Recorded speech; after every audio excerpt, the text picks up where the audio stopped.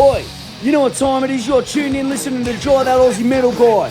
Make sure to hit that like and subscribe button so you don't miss any of his content when it drops. And remember, stay brutal, you mad dogs. Roof! G'day, how you all going? It's Jai, that Aussie metal guy here with crank.com. So tonight, wherever you are in the world, it's a great pleasure that I'm getting to have a chat with Pallbearer, who are known for their haunting melodies, crushing riffs, and are set to return to Australia in March 2025, which I'm super fucking excited about. This eagerly awaited tour promises to be an electrifying showcase of the band's signature sound, and joining them on all dates will be special guests UK doom metal Titans CONAN, whose atmospheric yet punishing sound has carved a unique niche in the metal scene. Pallbearer's 2024 release, Mind Burns Alive, is a poignant journey through themes of isolation, trauma, and mental breakdown, framed by the possibility of redemption and the quiet, aching beauty of escape. This is the fifth full length album, and I am still hammering the bloody hell out of it. It is both poetic and blistering, highlighting the band's singular intensity and creative evolution. This tour promises to be a monumental event for metal enthusiasts alike. So everybody go get their tickets and sell this out. Brett, thanks for joining me, my friend. Thanks for having me, man. It's good to be back. Absolute pleasure, man. How's the last 8 months been for you guys with the Mind Burns Alive album releasing that and everything? We're pretty busy.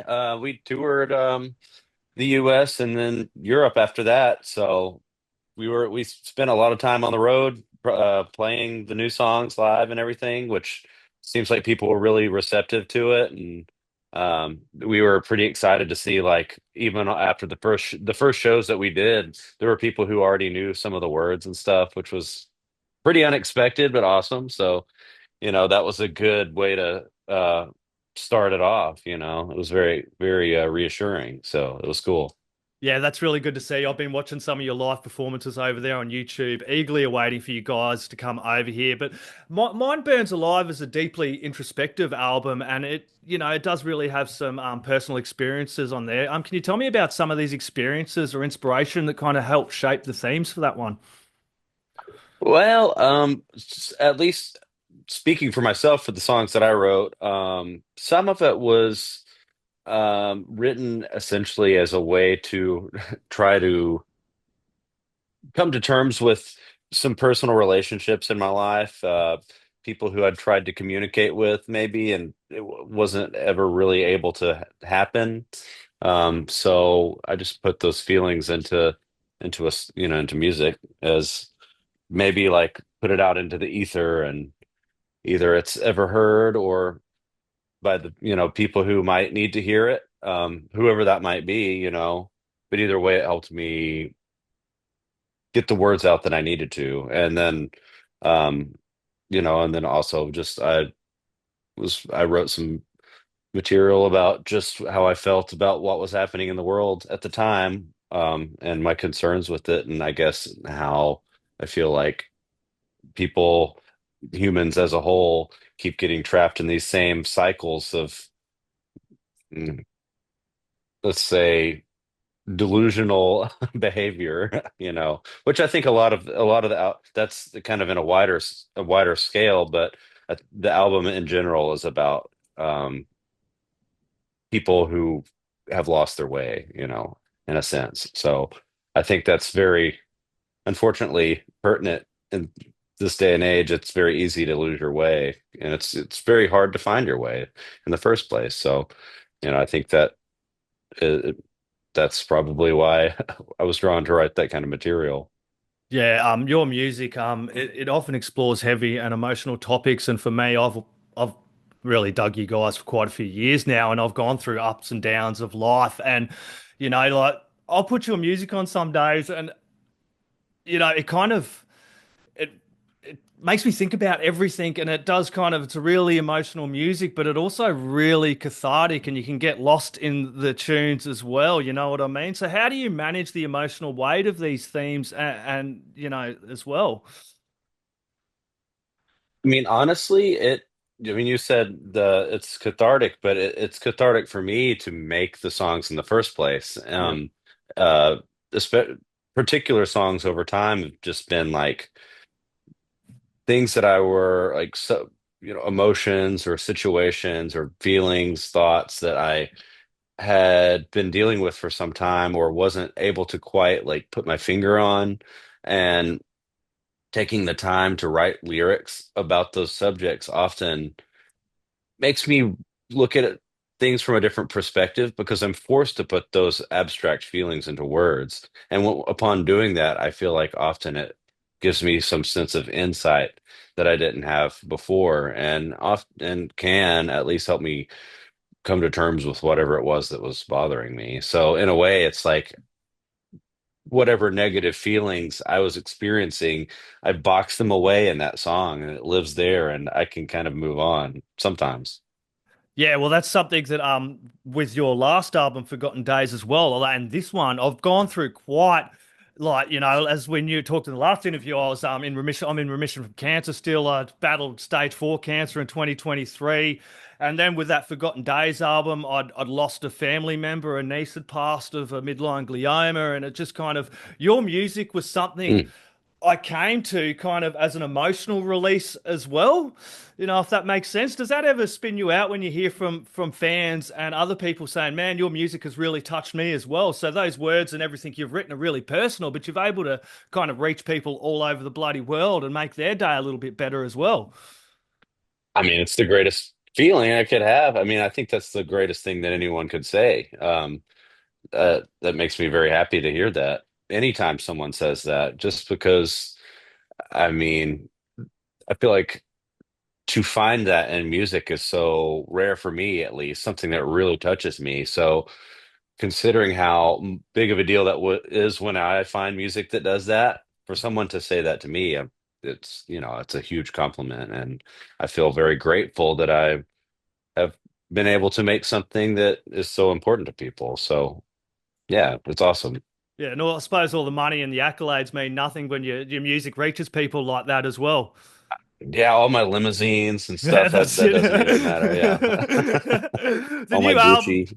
No, that's it. Hey, look at us. We're both in Gucci, bro. The new album Yeah. navigates the space between disquiet and serenity. How do you create that balance in the songwriting?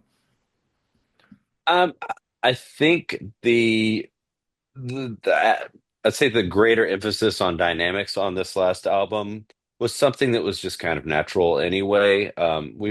We've always focused on having uh songs that can take you on a journey, and we often do that with riffs, but different tempos or uh say levels of complexity. But we've always had moments of more atmospheric parts and stuff. Um, but it just felt natural to do that a little bit more on this one. I think the subjects, like, I don't know, wherever my head and Joe's heads were at whenever we were composing the early stage of this stuff, it just kind of made sense. If there was no, he and I didn't even discuss it. So that's when it's natural. Like we both just started writing this kind of material and we showed each other the demos we've been making. We're like, oh, damn, like, I guess this is going to be the Spacey album. So I suppose after 5 albums, you guys are just like simpatico together, you know what I mean, with that songwriting process too. we always have been. And that's why I think the band works so well is like, uh, the very first time Joe and I ever met in person was at a jam with each other and these two other guys, and we just instantly had that musical rapport. And everything we've ever done since then, like we're always in sync. So it's very very lucky to have that musical bond like that. It's like Exactly. it's like it's like a mental link. It's crazy. Well, it's like a family, isn't it? A band is a family, and I've said that so many bloody times. If you, you know what I mean, you got to get along, and you have that Yeah, connection as well for the band to actually work. absolutely. Yeah, And you and are all four of us are like that. exactly, and you are touring with Conan as well, another powerhouse in the doom metal scene, which I'm super excited for as well. What are you most looking forward to, like sharing the stage with these guys? Have you played with them yet or toured with them? I have not played, I've not seen them or ever met them. Oh, nice. But we had a tour manager in Europe in 2022 who um works with them a lot, and she loves them. So She said they're really funny guys, so looking forward to that.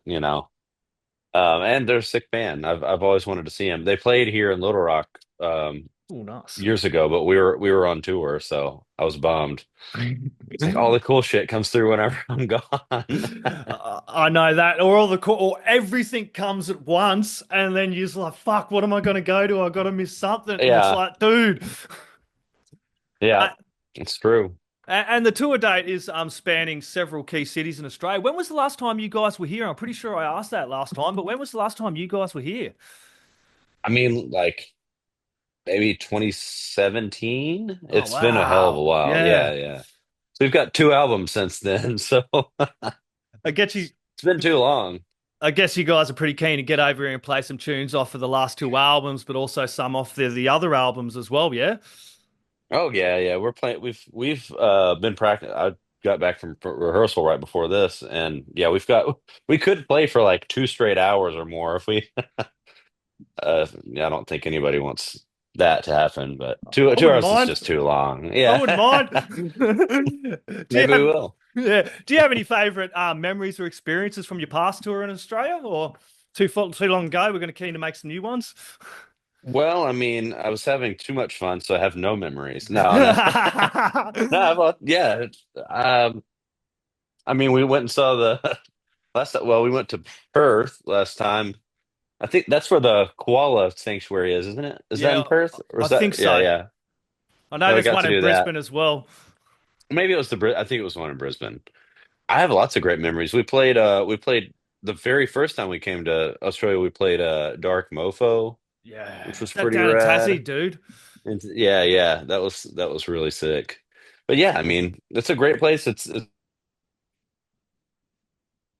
very different environment than what I'm used to over here in the States. So, and I love Australians, so it's always a blast. It's a good hangs. Yeah, it must be quite different because I just got back from the US last year. As soon as I hit remission, I went over there for about 10 days, and it's the same, but it's different. Like people are the same, but it's a different kind of vibe when you get over here. Everyone's kind of really bloody chill and laid back Yes, compared to over in the US, yeah? way more laid back, which is great. It's like I don't know. It's hard to be stressed when we're over there, and uh, that's a great feeling because it's very stressful to be in the U.S. right now. Right, bloody now you're probably organizing all these international tours. Get the fuck out of here for a while. Yeah, I'm just like we're finishing in New Zealand. I'm like, do you think they'd mind if I just like stayed Yeah, stayed for a to see how while. long I can stay? Yeah, Come stay for a few years. I'll go back after. It's all G. yeah, yeah. Doom metal does four have years. quite a unique and dedicated fan base. How do you feel the genre has evolved over the years? And, how do you feel about it all? Because I fucking love the doom metal scene at the moment. It's just grown and evolved to such a level. And there's so many amazing bands out there. It's like picking a thread out. There's just more and more to come. I know it's hard to keep up, honestly, which is a great thing. Yeah, I mean, I think like there's a lot of really interesting bands, and s- sometimes I'll complain. I'm like, man, there's so many like lazy doom bands too. But it's like that's a good thing because it means there's enough bands for there to be lazy. Like there's so many bands and there's so many great bands. Like, yeah, it's thriving and uh, yeah, it's a wonderful thing. I like I say, I can barely even keep up with all the stuff that's coming out. So that's awesome. Yeah, and I have the same bloody problem as well. And mental health and isolation are recurring themes in Mind Burns Alive and a lot of your music. What message or solace do you hope listeners take away from your album and your music? I mean, that's a good question. That's not really something that I think about. Yeah. I think just I hope that it means something to them, like the songs mean something to me, but as soon as they leave our our musical womb, they become somebody else's. So, I hope that they're meaningful to whoever hears them. And if they're not meaningful, I hope they like the riffs. You know?